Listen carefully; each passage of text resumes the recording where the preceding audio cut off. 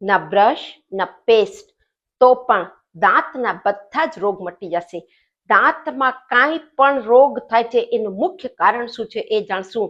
દાંતમાં તમને દુખાવો થાય છે, દાંતમાં સડો લાગી ગયો છે, કીડો લાગી ગયો છે, ઠંડા ગરમની એટલી ઠનક લાગે છે, અને એની સાથે પેઢામાં સોજો આવી ગયો છે, મોંથી દુર્ગંધ આવે છે, પેઢામાંથી બ્લડ જાય છે.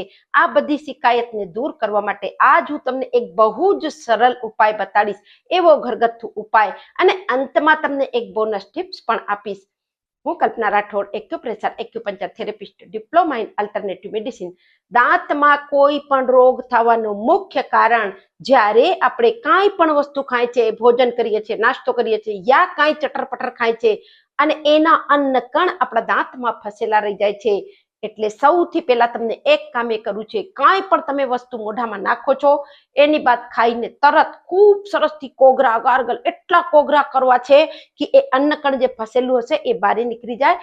કોગરા કરવું તમને બિલકુલ નથી ભૂલવું. હવે એક ઘરગથ્થુ ઉપાય જે તમને સતત કરવું છે, તમે કડવા લીમડાના પાન લઈ લેજો, પાનને સુખાવી 1 વાટકી કડવા લીમડાના પાનનો પાવડર, અડધી વાટકી તમને સેંધાવ મીઠું લઈ લેવું છે, 1 ચમચી એની અંદર તમને હળદરનો પાવડર, 1 ચમચીનો ચોથો ભાગ એની અંદર ફિટકરીનો પાવડર મળાવી એને સરસથી એક બધેને મળાવી એરટાઈટ ડબ્બામાં રાખી દેજો.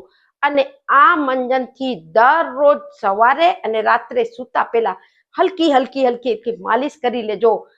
જ્યારે દાંતમાં આ બધી વસ્તુ જશે લાગશે, એનાથી ત્યાં કણે જે બેક્ટેરિયા હશે, સડો હશે, કીડો લાગી ગયો હશે, યા પેઢામાં સૂજન આવી ગઈ છે, આ બધી શિકાયત દૂર થઈ જશે. કારણ કે આ વસ્તુ બેક્ટેરિયાને મારવાની અદ્ભુત ક્ષમતા રાખે છે, અને દાંત ફરીથી તમારા એટલા સરસ થઈ જશે, નવા દાંત જેમ કહી શકીએ.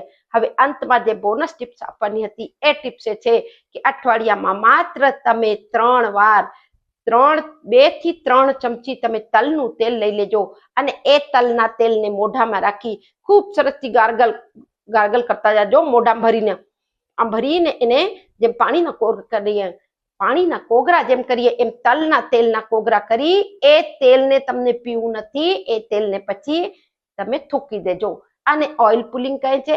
આનાથી પણ દાંતના બધા જ રોગ દૂર થઈ જશે. ઓઇલ પુલિંગ તમારે સવારે નિર્ણય કોઠે કરવું છે. વધુથી વધુ લોકોને શેર કરો, કારણ કે જાણકારી તો બહુ જ નાની છે પણ બહુ જ મહત્વપૂર્ણ છે. સસરો વસરો કુસરા. નમસ્કાર.